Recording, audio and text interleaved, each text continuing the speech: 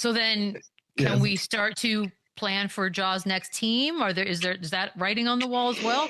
My buddy and colleague from the Ringer, Howard Beck, had said on a podcast that he heard that we should all look out for Ja to, maybe be on the move. The Memphis Grizzlies, who have consistently been a top 5 seed in the Western Conference, they fired their head coach?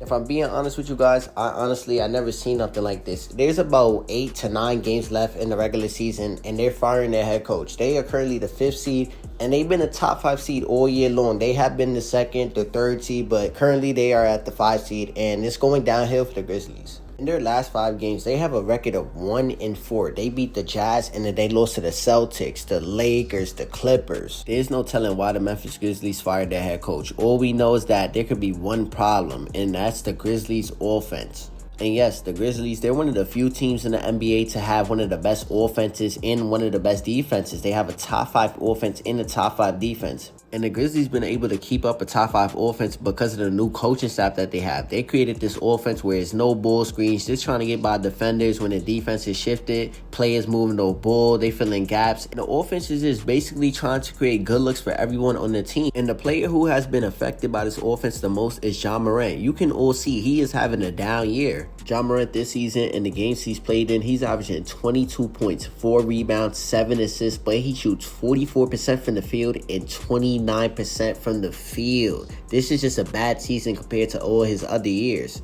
And the reason why I feel like Ja Morant, he has been affected by this offense the most is because there is times where he's just standing around on the court. He's just standing in the corner. And he's not a big threat from the three-point line. So him just standing there is basically like a negative in the offense. And most teams, they're going to put like their best perimeter defender on Ja Morant. And he's not going to be able to create as many advantages as he is because he's not an ISO guard. He's more of a screen-heavy guard. We already know this, pick and rolls, putting pressure on the defense, getting to the rim. And that's how he creates his looks for everyone on the court. So no, he's not going to be able to create looks for his teammates because he needs a screen to get open like most of the guards in the NBA. But in this offense, he's not going to be able to be the best version of himself because he can't get open as much. And then Zach Edey, he is also complaining about the offense too because he's more of a pick and roll type of big. But if they just want him standing around cutting, he's not really effective like that.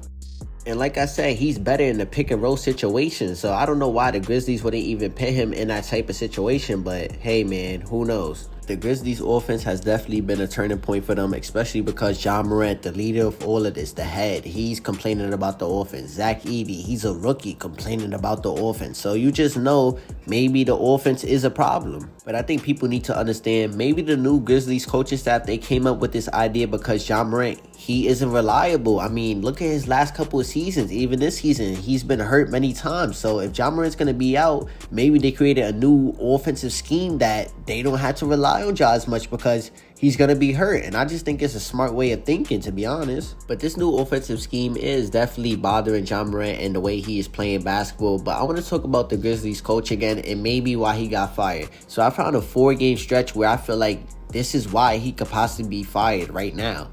So this 4-game losing streak that the Grizzlies went on back in early March, they lost to the Knicks, the Spurs, the Hawks, and OKC 4 games in a row. So let's look at one of these losses. For example, let's look at the Spurs loss. In the final minutes of this game, De'Aaron Fox, he has the ball. He's going for the game winner. But the Grizzlies coach, he tells one of his other players to double team with the current player on the ball, Jalen Wells. But De'Aaron Fox, he already knows where the double team is coming from. So he just goes the opposite way. He pulls back and pulls up for a mid-range jumper. And that's the game. Next loss is versus the Hawks. 10 seconds left in this game. The Grizzlies have 2 timeouts. But Taylor Jenkins, he decides to let Desmond Bane go one-on-one with the best on-ball defender in the league. He gets ripped, they score in transition, and that's basically the game. Game winner. In the next loss, Jalen Brunson, he has Ja Morant on him, who is a mismatch. They have to help out Ja Morant, and that just leads to an open corner three-pointer, and they lose that game as well. And the last loss was to OKC. OKC, they have been one of the best teams in the Western Conference all year long. So I'm not going to knock the Grizzlies for that loss because any team is basically losing to the Grizzlies today, except for like the Cavs. That's basically why I think the Grizzlies coach could possibly be fired right now because I don't see no other reason. He was leading them in franchise wins. He was a great coach for them and they liked him. So I don't know why he could be fired. That's the only thing I have. But yeah. But I think the main question here is, are the Grizzlies a playoff team? And to me, yes, personally, I still think the Grizzlies are a playoff team, even with all this nonsense going on with their offense, with their coach being fired. I still think the Grizzlies are one of the best teams in the NBA, especially when they're healthy. Ja Morant's here, Desmond Bane, Jaren Jackson. They're a hard team to beat. But today, they will have to face the Lakers in round 1. And honestly,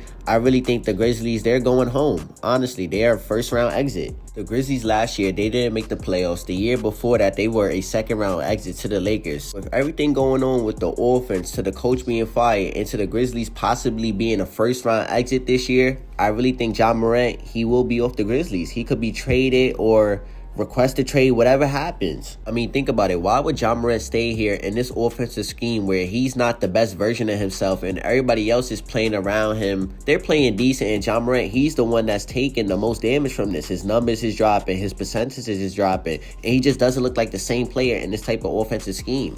So I really do think this offseason we will be seeing Ja Morant either traded or he will request a trade. I just think that's what's going to go down.